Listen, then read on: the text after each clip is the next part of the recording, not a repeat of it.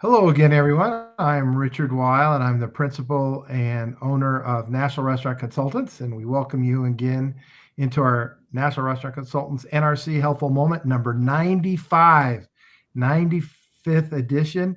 And as always, we have our wonderful co-branding partner, Mr. Brian Devine from Top Line Management, CafeFuel. He's got his McElhaney Tabasco shirt on today, so there he goes. He's got a hot bright colors. hot, spicy tip for you all today. So Hang tight. And today our special guests are Mr. Patrick McGlinchey and Justin Gregory, two just outstanding commercial real estate professionals that I've had the pleasure to know for several years now.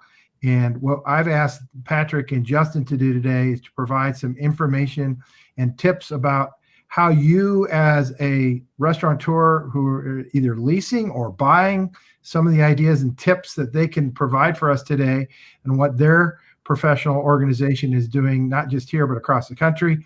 And so, guys, welcome. Take it away, Patrick or Justin. Don't know who's going to lead here, but we're glad to have you here and take it away. Well, thank you, Richard. Thanks, Brian. Thanks, Richard. Thanks, Brian. Patrick McGlinchey, Justin Gregory. You could probably guess by the red hair who was who. But Justin and I, we both work at SRS Real Estate Partners here in the Denver office. SRS Real Estate Partners is the largest retail brokerage firm in North America, with approximately 25 offices across the United States and Canada as well. We have the great fortune to work currently with 78 of the top 100 restaurant chains and 45 of the top 100 QSR, quick service restaurant chains.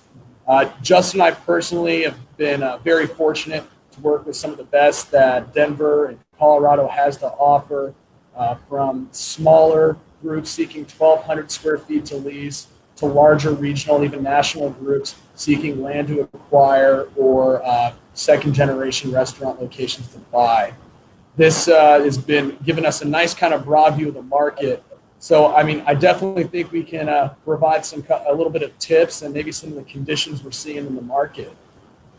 Justin, I don't know if you want to give a quick activity summary. Yeah, so just kind of break down the pandemic from March until now. In what we saw midway through March was that, COVID come to light and, massive shutdowns from, Denver's metro area all the way down to the suburbs. Not a lot of activity was happening in that March to May area right there, just due to people seeing, what was going to happen. How was this going to play out? Kind of what was, the end game here. That being said, when May rolled around, we were starting to see a lot of the QSRs, which is a quick service restaurant, such as your McDonald's, Wendy's, Arby's, those types of uses, Freddy's.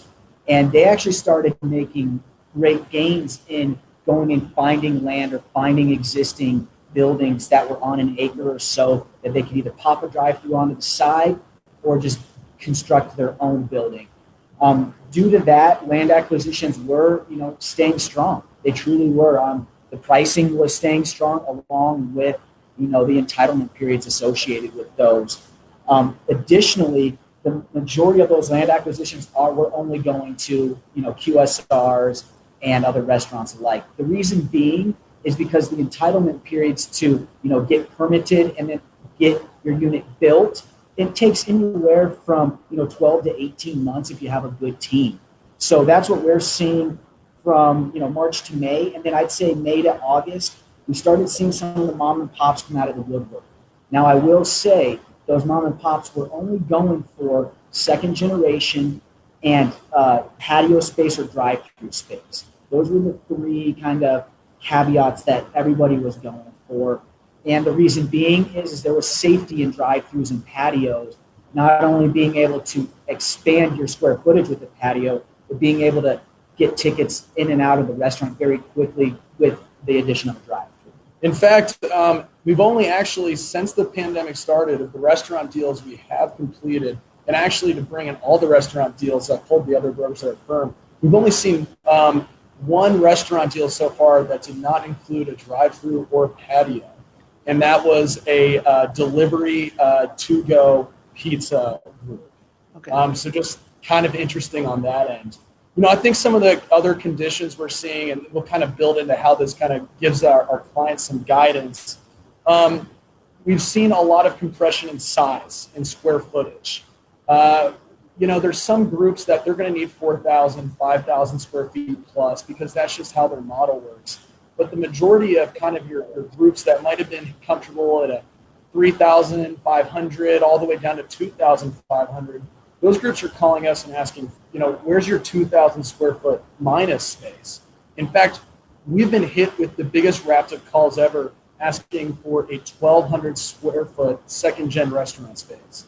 I mean, I would say our office has probably taken in about 25 individual calls in the last 3 to 4 months specific to that request. And unfortunately, we're fresh out of that inventory. Mm-hmm. And that's a huge amount of calls too for an office to receive on that specific end.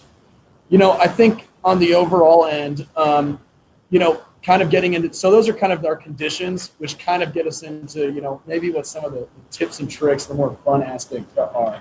Yes. When we're looking at the leasing, what we're really seeing is, we kind of look at a couple main leasing incentives, you could call them, that kind of gauge, I think, what sort of response landlords are giving to tenants. Those will be base rent, whether or not we're getting decreases off the list rate, free rent, so rent abatement, how much on a lease, of course, how much rent is being given on the front end of a term for a restaurant to get up and started, and then tenant improvement dollars, or what we refer to as TI for short, which is how much money a landlord is going to give a tenant so they can build out their space, and basically just because they are improving the landlord's building. So to first get into the base rent aspect of everything is we are seeing decreases, but very minimal decreases. And the reason being for this is these landlords are used to a net operating income or a certain amount of money that specific tenant makes the landlord at the end of the day. And the reason these landlords are been pretty stingy on not decreasing their rent is they don't want to devalue their building, which makes it worth less to the investor at the end of the day that's going to be buying. So rental rates have not decreased so much, but I will say there is about a 10 to 15% bump decrease down in these rental rates, and that is specific to the landlord. And the reason I'm saying this is it has everything to do with where this unit is positioned in the market and what type of class center it is. A Class A center, we're not seeing them drop their rates much because they know that they will retain their value at the end of the day. The Class B centers, those are the guys that you're going to see most at the neighborhood centers, your King Super Center, stuff like that. Those guys are willing to decrease that rental rate by 10 to 15% for the right tenant.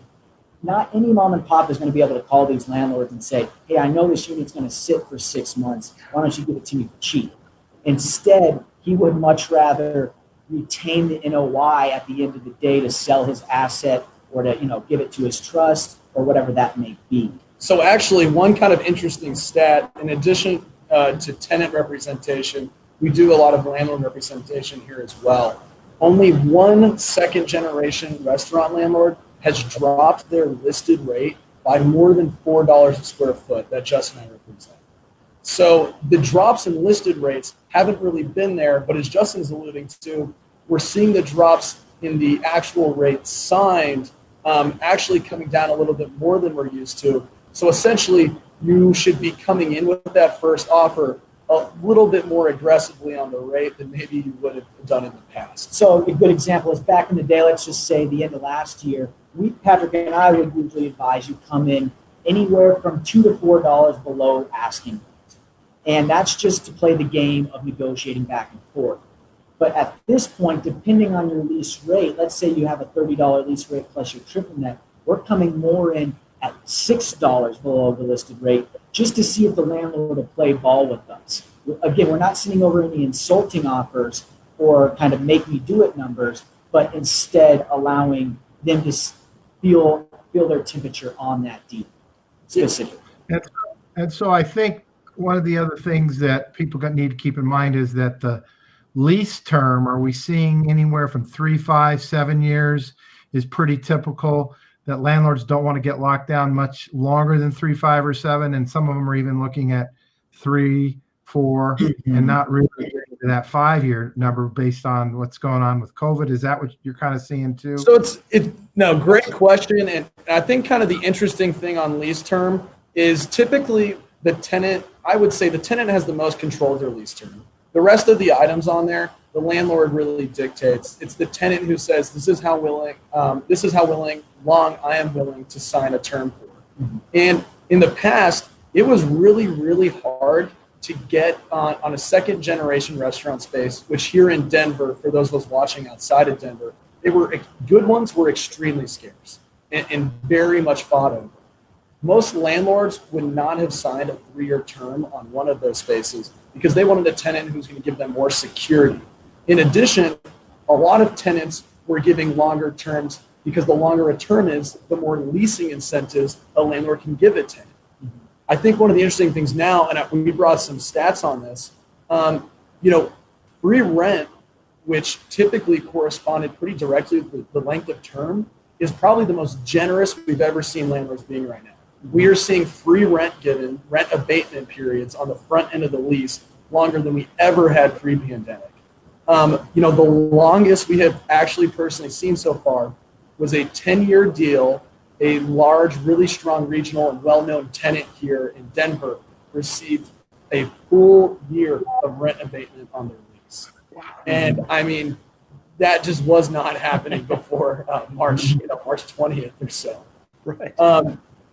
We're signing a deal this week on a 10-year term again, where the tenant is receiving 9 months of free rent. And that's this week. And then I think the other one we had as well is just, I think, more of a general, I would say the longest rent abatement periods you would typically see in the market here used to be 6 months on a 10-year term. That's, I think, a good typical. We're seeing a lot of tenants get 6 months on a 5-year term. And one thing to interject into that is now these landlords are getting more time due to permitting taking longer at the cities. I mean, that's been pushed sometimes from 30 days to some municipalities all the way to 90 extra days. So that's been really hard. And then construction timing as well. Finding workers, getting everybody in and out of there. And the permitting is really the crux of that whole argument. In addition, the way these units are being delivered is, for the 9 months we got for this tenant, they were not being given a slab. They were not being given an HVAC unit or a demising wall. They all had to do that themselves. However, it bodes well for the tenant because they can put all their MEP in and then do that work themselves. The landlord's giving them the credit. It's just how the units are being delivered. But back to the 6 months, we're seeing everybody push for that. On a 5-year deal, if you have good credit, you have a couple locations, and you have some money in the bank, usually that 6 months is given, or something along those lines. And I'd say beforehand that was typically a 2 to 4 month for a 5-year deal. So just kind of the increase in standards there. So guys, I think the bottom line here is utilize a professional commercial realtor that understands what's going on in the market. Your firm Absolutely. Here in Denver or across the country. I'll have you guys send me a link to your website or to your email. We'll put it up, post it on our blog here that we'll do for today's NRC Helpful Moment, because most people aren't going to know how to get to all those pieces or to understand the leverage that's available to you today. Great operators are still out there. Mm-hmm. We're still working through this, even though we may have a little bit of a rollback in some areas of the country as far as shutdowns or even rolling back to capacity. We're going to get through this, and there are opportunities out there right now for good, savvy operators, both mom and pop, independents, small, regional, and of course the larger clients that you guys deal with as well. Brian, have you got a couple of thoughts there? Yeah, I want to just jump in really fast because we're at about 14 and a half minutes. But Patrick, Justin, thank you so much for all that great information. And I want to piggyback off of that because obviously we're talking about all these things that are happening around COVID and how that's changing your reality and the numbers, and then obviously what's happening with tenant versus, who owns what. what I want us to also remember that other things happen too, right? So there are other things that are happening in the world. So I want you thinking about event-based marketing, because I'll be the first to admit I stopped thinking about it because of everything was just focused on this just one hard topic with COVID. But other things happen. I don't know if, depending on when you're watching this, we actually had an election yesterday, and we ran a very simple text blast that said, "Hey, make what, I forget exactly how we put it, but it was like, reduce your stress on such a stressful night. Grab a super discount at that our restaurant," and we got 20 like that. 20 meals that you never would have gotten previously. Now I don't mean 20 meals. I should correct that. 20 people utilized the special. So it's not like just like a $15, $20 order. These were full family orders. So it's worth a whole lot. And this was not a relatively small list. It's just getting started. So event-based marketing, think about the things that are happening in the world that are good, or that are everyone's thinking about, a topic that is happening, and then remind yourself to step away from this COVID stuff just every once in a while and reach out to people with something fun, something interesting that they can all get behind. So I just wanted to add that. Any questions about how that works? That's a great idea, Brian, and that's just terrific that you brought it up. And can't thank Patrick and Mr. Justin Gregory there for your time today and providing some really good ideas and tips for operators all over the country to make sure that you're utilizing the resources that are around them. And remember, folks, getting a professional realtor involved is something that you owe yourself. And quite honestly, they're working for you. And you know what? Their motivation is to find you the best deal, because that's how they get paid. So at the end of the day, guys and gals out there, contact Patrick or contact Justin. We'll get you those links. And if you're not here in the Colorado market, they certainly have offices all over the country. They can put you with another great group of professionals within their organization. So Patrick, Justin, thank you so much. Brian, as always, that's it for today. Bye for now, everyone. Thank you. Thanks, guys.